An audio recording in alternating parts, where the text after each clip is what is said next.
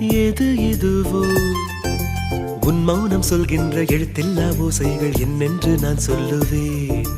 இது அதுவோ இது அதுவோ சொல்லாத சொல்லுக்கு இல்லாத வார்த்தைக்கு ஏதேது அர்த்தங்களே. பெண் தோழன் நான், ஆண் தோழி நீ, நட்புக்குள் நம் காதல் வாழும்.